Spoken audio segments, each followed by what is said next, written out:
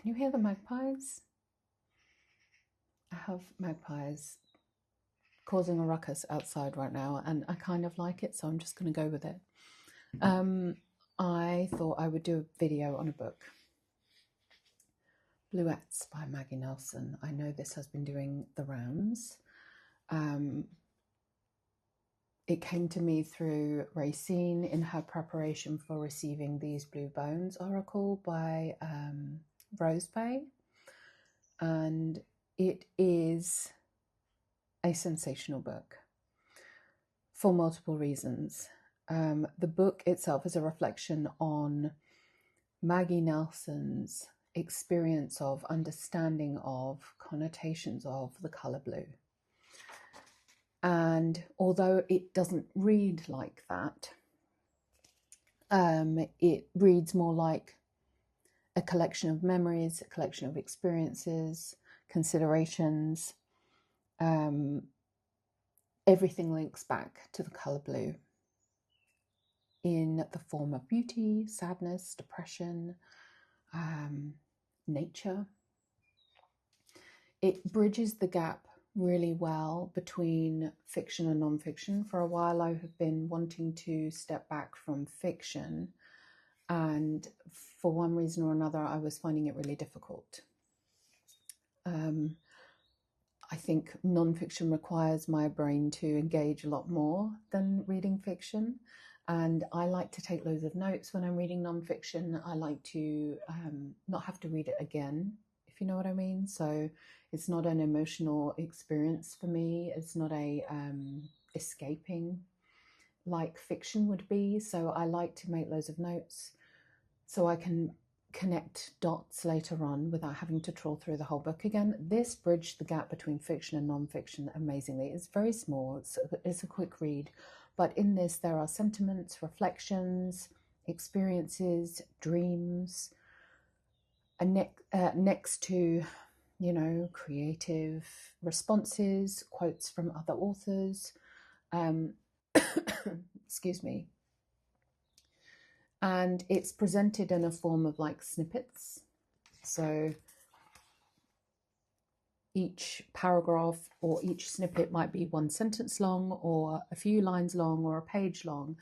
They're numbered, so they do fall in a certain sequence. Sometimes they are related to the one before and the one before that. Sometimes they aren't. They're just really random. I have got a collection here of just under random, like, why is she saying that here? What has that got to do with the colour blue? And I'm yet to figure out some of them. But yeah, the themes that I have noted here is our perception of blue, links to divinity, links to loneliness, how we make meaning and build connotation for the colour, its natural place in the world, blue through historical lenses, our connection between blue and sadness and depression, despair and hope, beauty, the process, her process of writing this book, and how others were responding to her saying, I'm writing a book on the colour blue, right? Death, secrets, science, and her considerations towards other people that have explored and investigated our relationship with a colour. So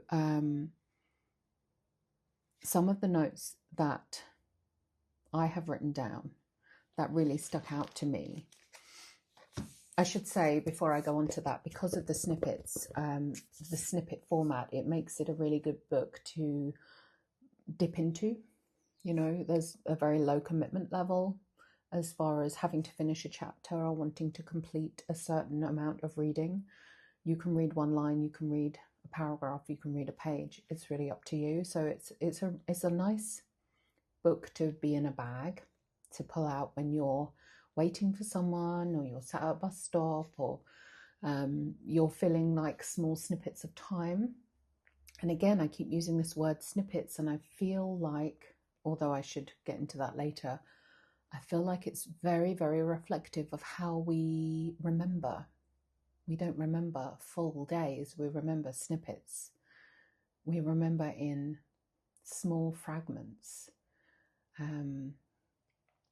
I will get more into that because I'm going to go off-piste and run all over the place otherwise. So throughout this book, Nelson speaks of blue from a very passive perspective.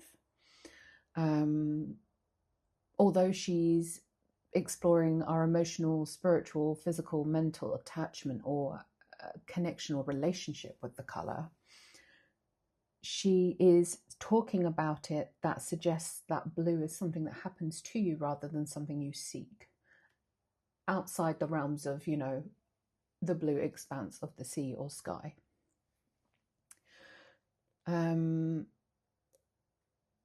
I also get from this that our relationship with blue as a human race tends to stem from our requirement to make sense of the inexplicable, to describe experiences that aren't easily defined into nice little neat, you know, boxes or labels. In the book, she reflects on another book called The Deepest Blue that suggests women underestimate their pain whilst men overestimate. And I think these reflections come down to the very nature of passive receptive female energy, which we see in the tarot, which we see in witchcraft, which we see in alchemy, right? Feminine energy is typically receptive energy, and women have this unique ability to absorb or take an energy and then multiply it. So, you know, we have whole myths of us reaching up towards the heavens to pull down energy and hold it in our belly to create new life. And that is really reflective in this book. This is, for me, the book of water. If a book could be attached or defined by an element, this would be the book of water. I also found some of the writing very interesting. She uses colour, she displaces colour to describe the experience of another colour. For instance, wanting to rouge your nipples with the ultramarine pigment. This reminds me of our chemical processes when we talk about reddening, whitening, blackening, yellowing. The 4 alchemical processes that are spoken of. Whitening means to purify. Blackening is to reduce something down to its very essence. Reddening is to sacrifice. What would bluing be if it was in the alchemical process? My notes here say, would it be to emote, to sadden? It speaks to me, bluing probably would speak to me of being at the mercy of vast landscapes of emotions that sometimes we feel our bodies are incapable of holding. So what I landed on, what bluing might mean alchemically, is saturation. And I really like how she's playing these with the language of colour. One of the things that I found really interesting, now I don't know if this is an autistic thing or just a personal thing, a subjective thing. Although I am aware that blue in the tarot is connected to emotions, connections, how we connect with other people, how we process our emotions. I know one of my teachers calls it the suit of the heart. I don't typically experience things like, or I don't associate things like sadness, grief, loneliness, and despair with the colour blue. For me, I would link them to the colour white or grey almost, maybe, because they feel like experiences that are born in a vacuum, that suck the air out of your lungs and leave you at their mercy. She also spoke in this book of the feeling when she attempts to go limp in the face of heartache, as a friend spoke of going limp in the face of anxiety. Now, I don't know whether going limp in the face of heartache maybe it would be an interesting response investigation, but going limp in the face of anxiety being something that I've experienced heartache as well, but I don't know how capable I would be to go limp in the face of heartache. But going limp in the face of anxiety made so much sense.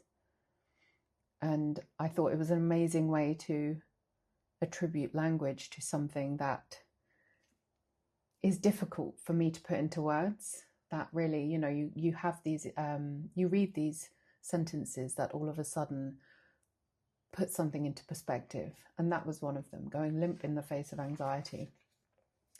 The other thing I noted down, my father has Alzheimer's, and we have watched him over the past few years go from someone that we know and love to someone who is unrecognizable to us.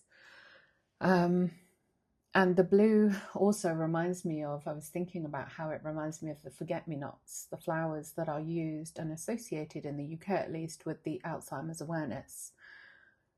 It's all on their ephemera, on their lanyards, on their branding, on their printing.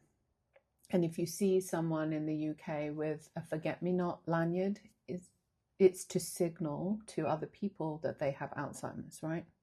Or like a badge or something.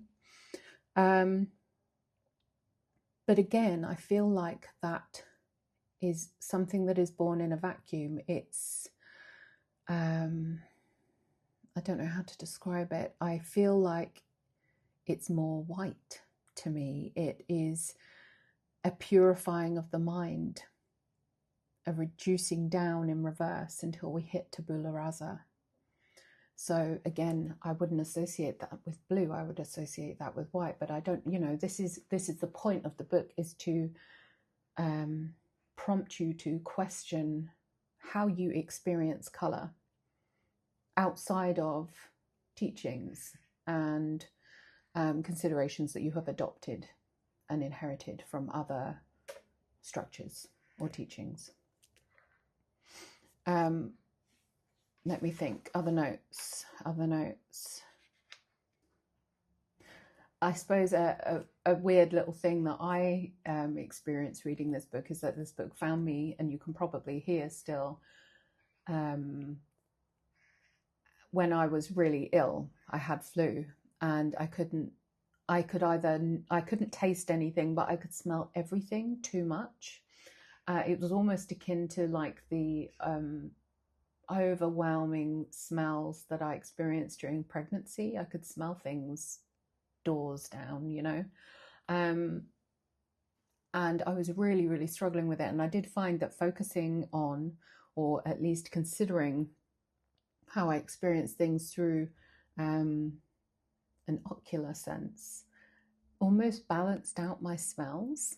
So I don't know, again, that might just be personal or like an artsy response to this, but it's something that I've noticed in my journal that I thought was interesting. But what has happened with this book is that it has triggered an exploration into my experience of color.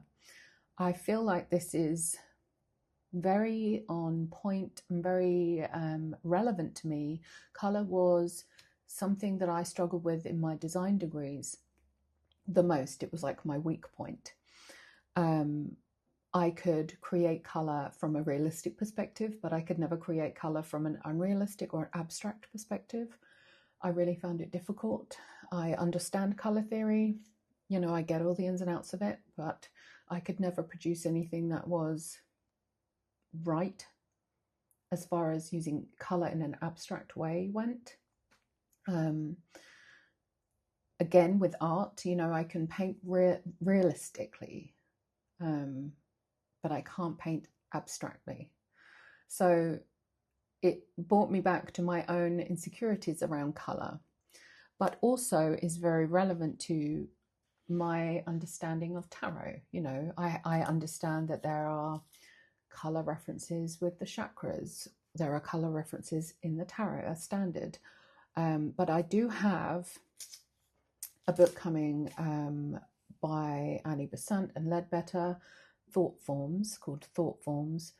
This is actually something that I have been exploring before I committed to getting the book, in something that came up for me in my spiritual practice at the end of summer, regarding how meaning has been attributed to colours, how we have attached colour with meaning to create an outcome. We see this in the Rider-Waite-Smith. We see it very differently in the Thoth.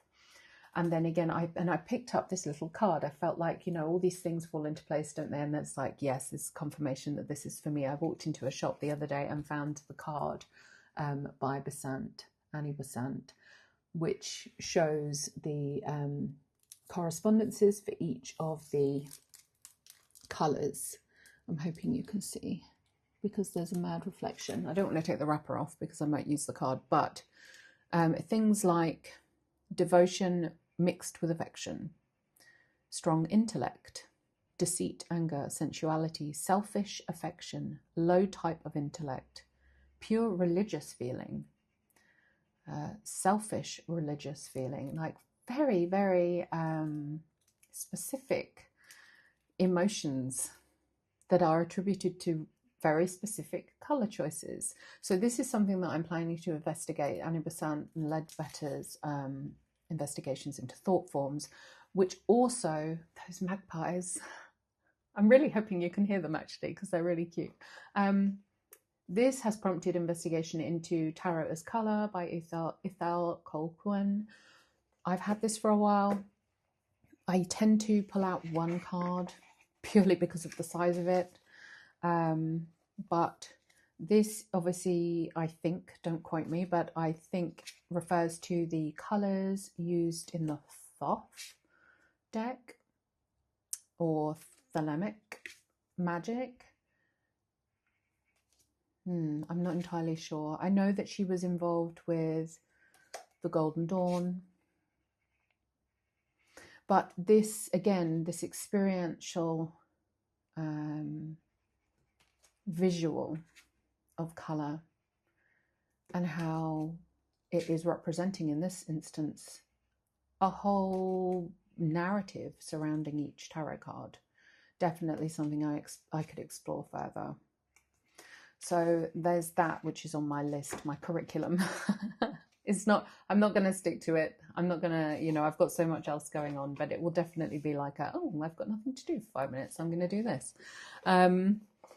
What else? The works of Michael Pastoro, in particular, his History of Colour. He's got a book for each colour, and I've got a few of those coming. And Kandinsky's book concerning the spiritual in art, which apparently, well, it sounds very similar to the thought forms by Besant and Ledbetter, and speaks of colour having sounds,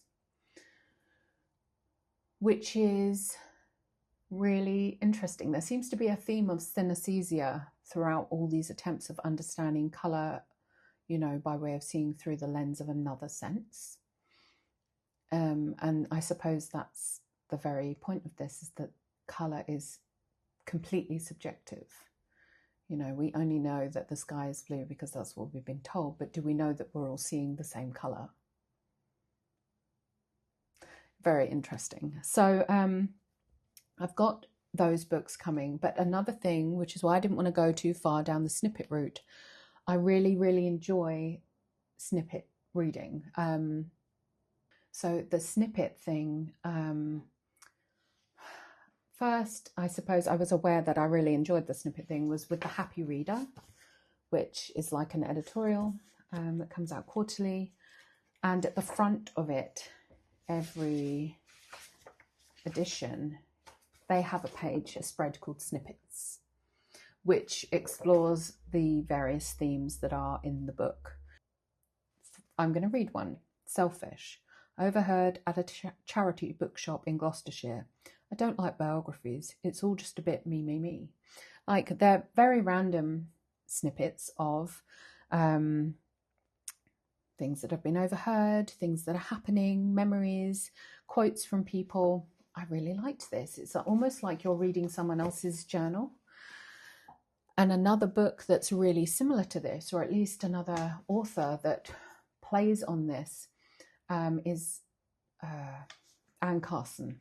I've got Knox in my head because this is the name of the book that I've got here. Anne Carson is very famous for writing in these fragmented, or presenting information in this fragmented way. She also did a book on the translated fragments found from Sappho, so little snippets of lyrical poetry. But this book in particular is another book like Bluets, if not a little bit bigger, because it is supported with imagery as well, and it is in this accordion fold format. But you can see here that this is, again, fragments that sometimes connect, sometimes don't, sometimes make sense, sometimes don't, supported by imagery. And in this book, this is her, how do I explain this book? This is her record of processing and finding and considering and going through the journals and life that was left behind from her brother, who she didn't really know. So she's trying to get to know him through what he left behind. And it's a very beautiful, heart-jerking experience that explores grief in a very tangible way, obviously. So I highly recommend this book and the works of Anne Carson if you liked Maggie Nelson's Blue. Another book of hers is the autobiography of Red as well, which is again presented in these snippets. I think one of the reasons this presentation of personal information or personal narrative in the form of a snippet or a collection of snippets resonates so deeply with me is because I think it does really well to mirror our internal mental state. When we are reflecting and looking back and recalling memories, we don't remember what happened from the moment we wake up to the moment we went to bed. We remember, our memories are pulled from this fragmented spaghetti of information that we store. And even with conversations that we might have had and experiences that we are reflecting on, they come to us in these fragments that we then have to sift through and make sense of again. So I think the format of this snippet book is really reflective of someone processing the information as they're thinking and writing the work. And I love that. Yeah. If you haven't read Maggie Nelson's Bluets, I highly recommend it, especially if you have a connection to colour in your work, in your hobbies, in your life. You know, if you have an affinity towards colour in any way, shape or form, get it, read it. As I said, it's very non-committal. You don't have to read it all in one go, although I nearly did. It was something that I was very interested. It wasn't because I wanted to find out what was going to happen. It was because I wanted to see what was next. Like, I wanted to see what was included, her considerations, how she was going to make sense of things, if considerations were going to be, or trains of thought were going to be completed. You're not reading a story, so you're not trying to find out what happens. You want to read it because you're genuinely interested in the processing of what is happening in someone's mind. I feel like it's very personal. It's very personal. So yeah, there you go. Bluets by Maggie Nelson. If you liked it, let me know. If you have other books that are similar to this one, let me know. And if you have other theories on colour, let me know. I am all for the exploration of colour. I hope you enjoyed this. Lots of love. See you soon.